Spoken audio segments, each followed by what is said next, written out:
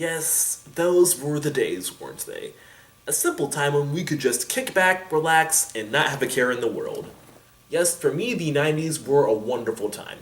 Back when Hot Wheels led the way, wetter was better, and being on the wrong end of a Nerf weapon was a death sentence. But most of all, there were Legos. Okay, these toys have actually all been out for longer than the 90s, but you know what I mean. Nostalgia can be a wonderful thing sometimes, and that leads us to today's movie, The Lego Movie.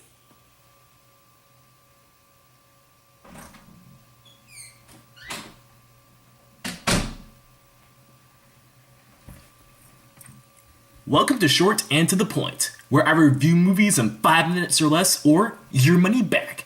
Okay, Megan, let's get started. Megan.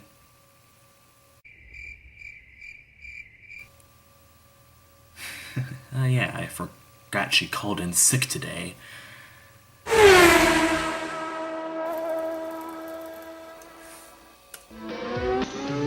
know a boy, his name is Zack. He loves to fit, he loves to stack. Yes, construction is his knack. He's Zack the Lego Maniac. He builds in the window, he's off the wall. He builds them big, he builds them small. In Lego land, he'll rock and roll. He's Lego wild, out of control. Zack, he's a Lego Maniac. Zack. Legoland, King's Castle, Airport, Cosmic Fleet Voyager, sold separately from Lego Systems.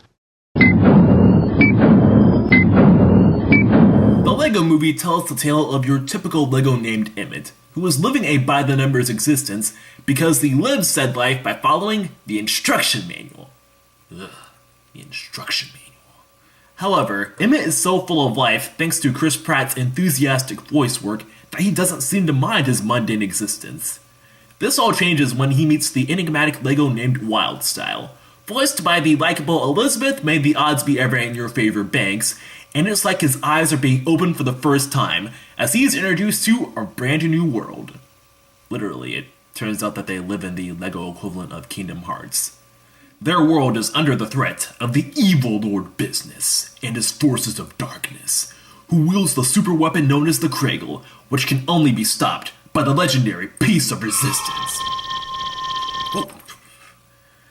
If that all sounds like a story that we've heard 1,000 times, just remember that when we were kids, we probably did not come up with the most complex of plot lines for our Legos, mostly because the commercials did that for us. From that moment on, it was like someone was told to just go crazy and throw out the instruction manual as our heroes travel from world to world and meet up with other heroes to combat Lord Business, such as Wonder Woman, Superman, and of course, the one, the only, Batman! Batman, voiced by Will Arnett, is enjoyably cocky and full of himself, and given how he is put on a pedestal by the characters of this movie and in real life, it's not hard to see why. Morgan Freeman's voice serves him well as the not-so-wise sage Vitruvius, while Will Ferrell does a good job as the corrupt corporate executive stereotype that is Lord Business. His villain thunder, however, is stolen by Liam Neeson, who plays the bad cop. The bad cop is pretty much a G-rated version of all the roles Liam Neeson has recently played, but he doesn't seem to mind as he takes full advantage of how threatening his voice sounds. Darn! Another plus for this movie is its animation. It's very fluid, especially with the characters' movements, except when it's not, for the sake of comedy. This also generates some pretty impressive fight sequences, such as when characters swiftly build things in the middle of an action sequence, not unlike the LEGO commercials of old, where people build things at a breakneck pace, even though that's not how it's done in real life, and... Oh, sorry. I also like some other small touches in the animation, such as how the water is represented by Lego form, as opposed to, real life. And there's also jokes about a Lego's anatomy, such as how the bad cop can become a good cop by spinning his face around, and also pot shots at how infuriating instruction manuals can be, even with adult supervision. But I liked how the writers didn't go too overboard with the Lego jokes, and made sure to keep the story interesting as well. I can't delve into it as much as I'd like due to spoilers, but what I will say is that Emmett is pretty much an audience substitute, in that he is an ordinary individual amongst a bunch of extraordinary ones. Emmett might seem content with his life, but when presented with an opportunity to change it, he jumps at the chance. Kind of. While the message of believing in yourself has been done to death, it works in this movie because it's about Legos, and as we all know, a Lego is only as special as we make it. Boy, was that statement cliched.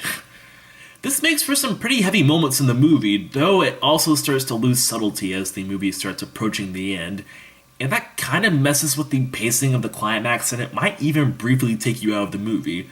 But in my opinion at least, things do fortunately come together at the end.